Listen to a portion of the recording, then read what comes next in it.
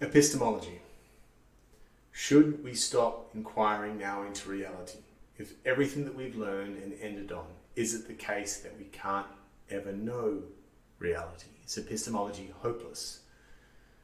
Let's go over, and get the irony when I say this, let's go over what we know.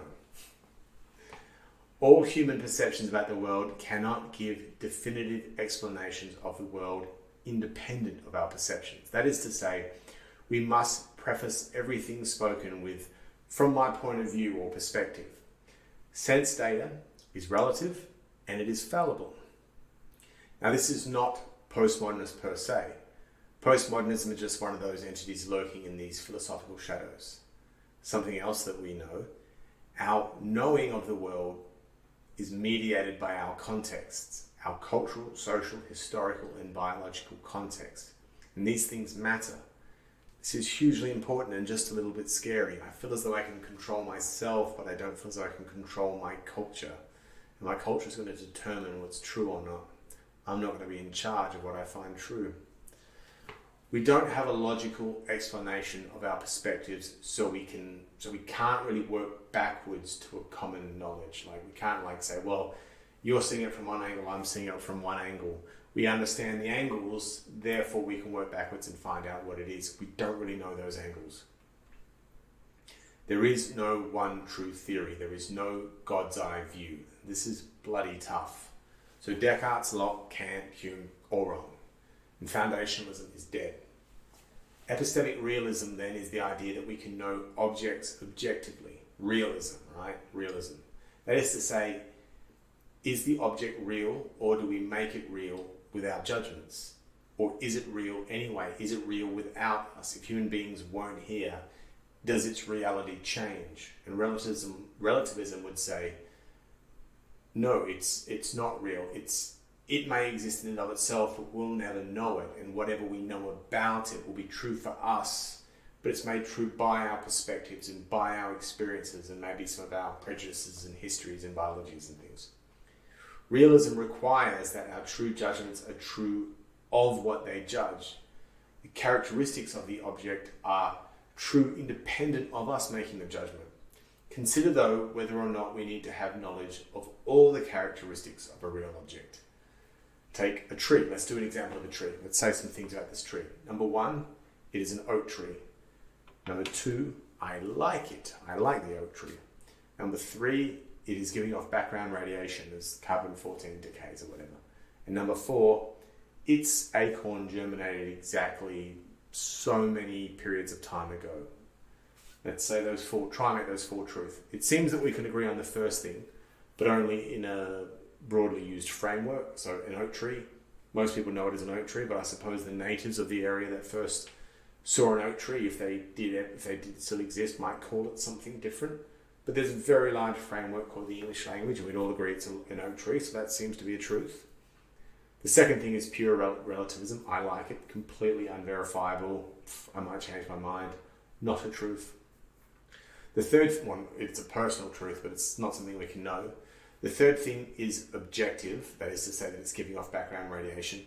The third thing is objective, but unlikely to be sensed by anyone but a physicist armed with a Geiger counter, but it's certainly something that we could know. And the fourth thing, that the acorn germinated exactly however many seconds and minutes ago, true, but we'll never know that. That's just outside of our ability to have any sense data on it at all. Regardless, these statements need to be well-formed, grammatically accurate, use the right syntax, and make logical sense, and have to have the meaning conveyed to a person within some sort of word game so they can understand it. Whatever we think we know about it, it will contain statements about time and space, cause and effect, and colour and things like that, because it can't. So those are the things that we can say about the tree, the things we can and can't say about the tree. So let's consider postmodernism now. We might say there is an oak tree such that the oak tree is big, and the postmodernists will say, but it is also old, it is also introduced to this region from England, it is also home to wildlife. Why have you decided to label it only big? You have repressed all those other meanings, and yes, I have discriminated against those latter descriptions by saying the oak tree is big and leaving it there. But all of this does not make the oak tree small, doesn't make me wrong. It is true that the oak tree is big, and if I'm really careful, yeah, okay, it's big because of its difference relative to other things. So I should say the oak tree is big compared to a man or a dog or an ant or something like that. Or I might say compared to the Empire State Building, it's actually quite small. But I mean, honestly, the way our word games work, if I was speaking to a bunch of people, I'd say, look, the oak tree is big compared to an ant. They would say, dude, just say it's big, it's fine. If I said to a people, there's an oak tree, it's small, they would say, no, it's not, it's big, of course it's big. And they'd say, oh, but I meant compared to the Empire State Building. And they would say, dude, we don't talk to you anymore. You're a weird guy. I don't understand your banter. And I think that we can get around a lot of that postmodernist mumbo jumbo with the word games. But with the word games, having meaning, having knowledge requires leaving home and talking to people and being involved in the conversation. A statement like there is an oak tree such that the oak tree is a carbon-based life form, is not relative at all. It's true in and of itself. I'm still discriminating against those other things, but I don't need to compare it. It's not relative. I don't need to compare it to the Empire State Building or anything. So for all the logical positive opinions about how to phrase sentences correctly, or Wittgenstein games, or the postmodernist hierarchies of powers and things, nothing can stop the oak tree from being a carbon-based life form. Now, of course, we are not going to know everything about the tree. Bugs and ants and bacteria and atoms and electrons and things are all over the trees, and there's certain quantums of that. But we can know some things. So realism is not dead completely. There are objective truths, but we probably won't know everything.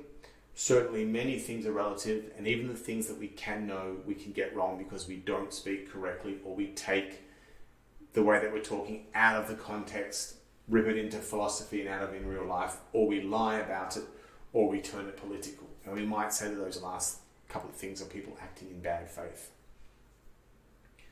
So let's talk here about constructivism. Constructivism is the idea that everything is constructed by human, that this whole world, this whole reality is just constructed by humans. And if that were true, if we've not done a very good job of it, why do bad things happen to good people? There's a lot of murder and pain and things going out there in the world. We certainly haven't constructed the whole of reality. We've modified what we inherited. We've labelled some things. We've constrained some things. The windmill doesn't construct the wind. The wind existed first, and then the windmill turns, but it's the wind, which we never constructed, that makes it turn. The people that made the windmill to deal with the wind, so there was something there before it. Constructivists, which are pretty much those people that blame straight white men for everything in the whole world, often lose sight of this. What was done was a reaction to the nature and the realities that preceded us. And so a lot of these prejudices and a lot of these realities, I mean, someone had to do something, and given that the postmodernists believe there's just infinite meaning, a tidal wave of meaning come with any word, anyone that even attempted to lead was going to fall into the postmodernist trap. We might as well just walk straight into the trap and just brush it off and keep going. Our knowledge is limited. It's limited by our cognitive abilities, sight, smell, how we think, all those sorts of things, motor skills, language skills. It's limited by people that act in bad faith so as to manipulate us, people who are overly political, liars. It's limited by errors made in sensing and using the language. So language problems. And it's also limited by different cultures and histories coming into contact. We can't know the one knowledge about the reality, capital T, capital R, the reality. We can know something close to it in our own way, but only if we accept those above limitations. We can know a good approximation of reality as it relates to beings like us, whatever that is. So let's assume that somehow, magically, we know and understand, 80% of everything, of 80% of perfect reality. We can try and progress towards 85 or 90%.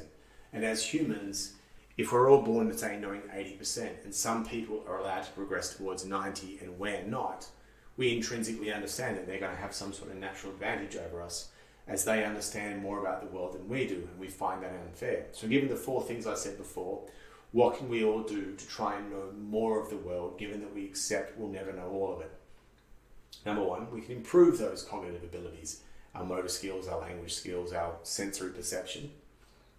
We can try and control people that act in bad faith so as to manipulate us. And manipulate us away from knowing what reality is. I keep coming back to politicians, but clearly there's someone that do it, but they're politically motivated. So we can, every time we meet someone that's political, we can say, state your interests, or we can check out the character of the person, or try and find out whether or not they're lying or not. We can try and reduce the errors made in sensing things and in language, so we can speak more carefully. But the last one's the tough one. We need to control the inaccuracies arising from different cultures and different histories coming into contact. And it's this last one that seems really problematic. The first three, they might not be easy to do, but we can deal with them without too much problems. But there seems to be something immoral, and yes, I'm dipping into values here, I'm doing it deliberately, about two parts of that last thing. I said that to know reality, we've got to put different cultures and different histories into perspective, and understand that if you take a proposition out of one culture and try and make it true in another one, it's not going to be true. And the problem is, when we say, I'm sorry, but I'm trying to find out a truth, and it's a truth within my culture, I'm not going to investigate your culture or entertain your culture, or I want your culture away from me for a little while I exist within my own, so I can have my own truth within my own culture, which is the only way we seem to be able to have one. That comes across as racist 10 times out of 10 in the modern world. But it seems to be something we have to have. And this seems a difficult path to go down if we take all of the frameworks and all of the webs of beliefs and force them into one room together. Is that really the end of any truth whatsoever? And the second problem is, for us to progress from 80 to 85 to 90 to 95% of knowing everything, we have to remember the past and understand why our present state of knowledge is better. This encompasses having prior knowledge and adding more to it. But this remembering the past can be problematic too. Once we've torn down all the Confederate statues and forgotten that there were factors that caused World War II other than just Hitler was crazy, and once we've forgotten that the British actually ended the slave trade, and that many Americans in the North fought to end slavery, and perhaps even some of the guys in the South didn't like slavery themselves, they were just forced to fight because they were peasants or whatever. We might even try and remember that some of the Americans try to resettle former slaves in Sierra Leone and Liberia. If we're not allowed to remember those things, how can we ever understand progress? And to remember those things, you've got to remember them back in their old context. And diving back into history is that's just next level racist and everything that was going on back there, but we've got to try and remember it. Right now, something like political correctness is inhibiting this process. The Civil War is a really good one. You just have to say it's about slavery. You just have to say that the Confederates are racist and the Northerners weren't. Hey, it wasn't that clear cut. But we don't seem to be able to properly remember the past, so how do we ever progress if we can't?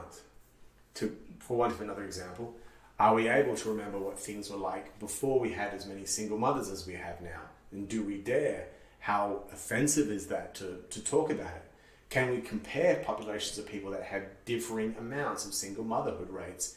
And can we analyze the data about problems within families because of them? It would appear that in doing so, we're just going to offend a lot of people. But how can we have knowledge without it? We might not be able to know the truth of reality, but we can try and know the best approximation of it that we can. But it seems that there's a social cost in doing this. So we have to ask, knowledge, is this something we still want? So the path forward seems to start in a funny place. We have to first say aloud that we want knowledge. We have to choose it. Knowledge has always seemed to be something like it's just the status quo, like it's a given. It's a constant. Everyone's going to want it. But once you understand the historical and cultural significances of getting into knowledge, we need to ask, do we want it? Now, for me, the question really is, I don't really think I have much of a choice. The first group of people that abandon knowledge is going to be the next group of people that are going to get completely destroyed. I mean, you have to know one thing from another. Classifications is all we got, as Jordan Peterson famously said in some YouTube video I was watching one time. So I just want to end this by going right back to the beginning with Plato. And I bet you're thinking Plato, man, like he was the least important one out of these. That was ages ago. We're way past him. But remember two things. This whole lecture series, I've said I'm leaving values out of it. What if I'm wrong? And Plato would say, I am wrong. Plato would say, the most valuable thing, the greatest thing of all, is knowledge. The thing that you should get first in the world, if you're going to have anything, is the most valuable thing, and that is knowledge. So perhaps we need to be a society of Neoplatonists and stop taking knowledge for granted and start saying, when you pick basketball teams and you pick the best player first and the second best player second, first thing we pick, should it be knowledge? And if we do, yeah, I accept that some of the things I've just said, it's going to be tough and some people are going to be angry about it. But the price of political correctness may well be the absence of knowledge. So that's it. I hope you've enjoyed this course. You can go back and watch the videos if you want. Please attempt all the homework and read all the reading materials. You should have my email address and I invite you to make contact. I've had a wonderful time making these. It's been a great learning experience for me too. I hope you've enjoyed watching them.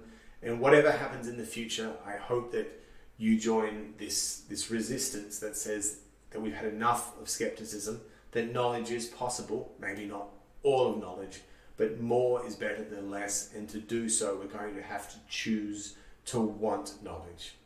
This is Charlie Delto signing out. See you guys, and thanks for listening.